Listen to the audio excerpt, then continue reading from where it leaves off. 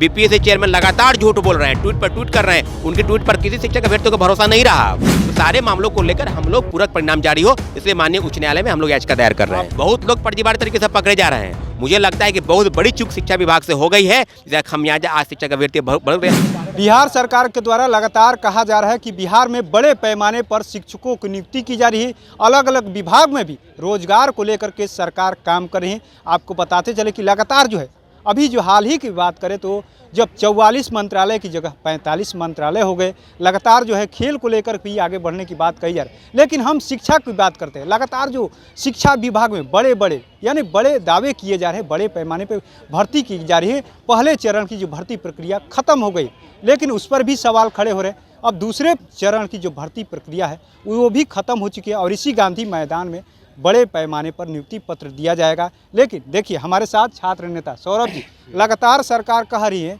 छात्रों को नियुक्ति पत्र दिया जा रहा है बड़े पैमाने पर। इसी गांधी मैदान में पहले चरण की दिया गया, दूसरे चरण की दिया जाएगा और आप यहीं पर आप लोग लगातार मांग भी कर रहे हैं। सबसे पहले आपको धन्यवाद कि इतने महत्वपूर्ण विषय पर, खासकर शिक्षक बहाली के मुद्दे पर जो बिहार सरकार का फैसला था, निश्चित रूप से खुशहाली का दिन था कि जब फैसला हुआ कि हम 4 लाख शिक्षकों की बहाली करने जा रहे हैं। और हुआ भी, 1,20,000 के प्रथम फेज की बहाली की प्रक्रिया शुरू हुई। लेकिन जब से रिजल्ट आया, नो डाउट कि परीक्षा काफ़ी फेयर तरीके से हुआ। ये बीपीएससी के इतिहास में है कि परीक्षा बहुत अच्छे तरीके से भी हुआ और रिजल्ट का प्रकाशन भी जब से हुआ है तब से लेकर घमासान सा मचा है। पूरक परिणाम जारी हो, खासकर 1,20,000 में से मात्र 93,000 लोगों को ही आपने नौकरी दी है। और अभी तमाम जिलों से जो डाटा आ रहा है, नालंदा से बता दें 300 शिक्षक फरार चल रहे हैं, फर्जीवाड़े तरीके से वो नियुक्त हो चुके थे। पटना से 150 शिक्षक फरार हैं, कई जिलों से सूची आ रही है, दरभंगा से फोटो का मिलान नहीं हो रहा है। तो हम लोग तो पहले से कहते थे कि बड़े पैमाने पर फर्जीवाड़ा हुआ वही। शिक्षा विभाग का चिट्ठी देख लीजिए, चाहे आप बिहार सरकार का चिट्ठी देख लीजिए, चाहे बीपीएससी का चिट्ठी देखिए, दोनों के मामले में TRE-1 में बड़े पैमाने में फर्जीवाड़ा हुआ और यही हाल सेकेंड फेज की बहाली में भी चल रहा है। तो हम लोग स्पष्ट मानते थे कि बिहार सरकार को सारे मामलों पर संज्ञान लेना चाहिए, लेकिन हुआ वो नहीं। हड़बड़ी में शिक्षा विभाग सत्यापन किया अति का डॉक्यूमेंट का और जल्द से जल्द उन्होंने ज्वाइनिंग दे दिया। मुझे लगता है कि जो हड़बड़ी में जो चूक हुई है उसे एक खमियाजा है कि शिक्षक अभ्यर्थी आज धरने पर बैठने पर मजबूर है। आज जो अब हम लोग के पास दूसरा कोई रास्ता विकल्प नहीं बचा है। TRE-1 में पूरक परिणाम जारी हो। अभी तक 23-24 पद खाली हैं। इन्हीं सब मांगों को लेकर माननीय उच्च न्यायालय में याचिका दायर की तैयारी चल रही है। याचिका आप दायर करिएगा? निश्चित रूप से, क्योंकि शिक्षक बहाली में अगर किन्हीं का उम्र समाप्त हो गया, चाहे वो महिला हो चाहे पुरुष हो, अब अगली बहाली में बैठेंगे नहीं। ये बात बिहार सरकार को भी सोचना चाहिए कि 3 ही बार परीक्षा में बैठने की बाध्यता है, तो फिर परीक्षा में इस तरह की धांधली क्यों, भ्रष्टाचार को आप बढ़ावा क्यों दिए? बड़े पैमाने पर फर्जीवाड़ा हुआ, सीटेट फेल, STT फेल, कई फर्जी प्रमाण पत्र वाले वो लोग ज्वाइन कर लिए। तो फिर अब रास्ता कहीं बचता नहीं है। अंतिम विकल्प के रूप में माननीय उच्च न्यायालय के शरण में जाना ही हमारी प्राथमिकता है और सारे शिक्षक अभ्यर्थी पूरक परिणाम जारी हो। प्रथम फेज में हम लोग माननीय उच्च न्यायालय के शरण में जाएंगे। लगभग कितने अभ्यर्थियों की बात आप कर रहे हैं कि जिस तरीके से उच्च न्यायालय जाने की बात करें, लगातार आपके पास भी डाटा आ रहे होंगे, आखिर में सरकार से आपने मिलने का प्रयास किया अभी तक? निश्चित रूप से इसके पहले हजारों अभ्यर्थी हैं, लगातार 4-5 कोर्ट केस की तैयारी हो चुकी है, 2-3 रीट पहले से फाइल है। सारे मामलों पर हम लोग, आपको याद होगा कि गर्दनीबाग धरना स्थल पर भी हम लोग 4 दिन बैठे, उसके बाद लगातार अभी 3 दिन फिर इधर बैठे हैं, 3 तारीख से लेकर 6 तारीख तक। तो हम लोग के पास दूसरा कोई विकल्प नहीं बचा है, दूसरा कोई रास्ता नहीं बचा है। सारे मामलों को बिहार सरकार अगर नहीं देख पाती, अगर देख लेती तो हम लोग नहीं जाते। लेकिन पूरक परिणाम जारी नहीं हो और लगातार मटियामेट की स्थिति में है। बीपीएससी चेयरमैन लगातार झूठ बोल रहे हैं, ट्वीट पर ट्वीट कर रहे हैं, उनके ट्वीट पर किसी शिक्षक अभ्यर्थियों का भरोसा नहीं रहा।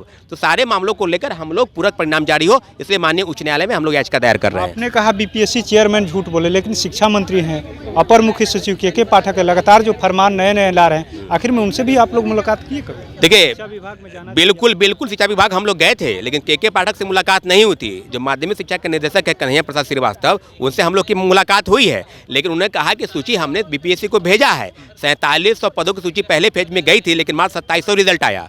तो ये बीपीएससी और शिक्षा विभाग की गलती है, ये घालमेल दोनों का है कि हमने चिट्ठी भेज दिया है, वो बोल रहे हैं कि चिट्ठी नहीं आया है। तो सारे मामलों पर हम लोग ये कहते हैं के पाठक जिस प्रकार तुगलकी फरमान निकाल रहे हैं, लेकिन कभी भ्रष्टाचार पर बोल पाए क्या? फर्जीवाड़ा इस तरीके से हुआ क्या कर पाए? बहुत लोग फर्जीवाड़े तरीके से पकड़े जा रहे हैं। मुझे लगता है कि बहुत बड़ी चूक शिक्षा विभाग से हो गई है, जिसका खमियाजा आज शिक्षक अभ्यर्थी बढ़ रहे हैं। चंद्रशेखर जी क्या बोलेंगे? इनको तो गीता ज्ञान और कुरान पर और आदि चीज़ों पर इनको देना है। इनको उनको तो इन सब चीज़ों से मतलब है नहीं। उनको तो कैबिनेट की मंजूरी कब मिले ये जानकारी उनको नहीं था कि 7वें चरण की मंजूरी कब मिलने वाली है। तो ऐसे शिक्षा मंत्री से हम लोगों को भरोसा नहीं रहा है। हम लोग माननीय मुख्यमंत्री जी के संज्ञान पर हैं।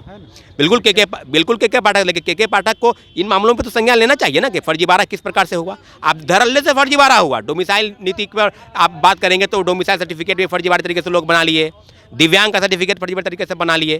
तो हम लोग किसकी तरीके से लड़ेंगे? आखिर के पाठक जो घूम रहे हैं, विद्यालयों का दौरा कर रहे हैं, आप समझ लीजिए कई जगहों पर शिक्षक उनका नाम तक अपना भूल जाते हैं कि मेरा क्या नाम है और किस क्लास में हम पढ़ाते हैं। तो डर का माहौल है के पाठक से। इस तरह का माहौल पैदा नहीं होना चाहिए। शिक्षक बहाली में और शिक्षा के बेहतरी के लिए अगर बात हो तो शिक्षकों से बात करना चाहिए, उनको कॉन्फिडेंस में लेने की ज़रूरत है। तुरंत परिवर्तन नहीं हो सकता है। इसलिए माननीय मुख्यमंत्री जी से आग्रह है कि शिक्षक बहाली के नाम पर जो फर्जीवाड़ा हुआ वो बंद होना चाहिए और के पाठक जी को भी संज्ञान में लेना चाहिए इस मामलों पर। लेकिन लगातार तुगलकी फरमान आप निकाल रहे हैं, इससे शिक्षा व्यवस्था में बदलाव नहीं आएगा और व्यवस्था जो है वो पटरी से उतर जाएगी, मुझे ऐसा लगता है। अब आप लोग कोर्ट जाइएगा। निश्चित रूप से TRE-1 में प्रथम पेज की बहाली में जो पूरक परिणाम जारी नहीं हुए, सारे मामलों को लेकर पटना उच्च न्यायालय में हम लोग याचिका दायर करने की तैयारी में है।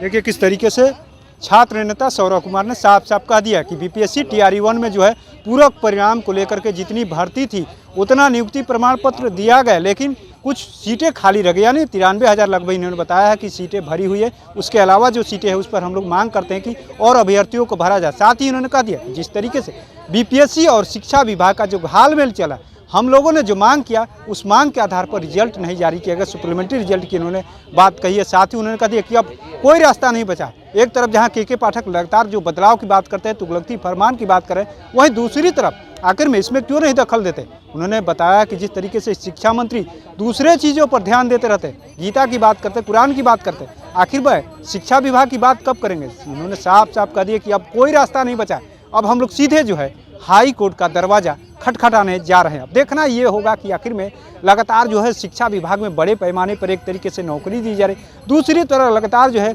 शिक्षक अभ्यर्थी जो है अब हाई कोर्ट की शरण लेने जा रहे हैं। आखिर में सरकार इस पर कब तक संज्ञान लेती है।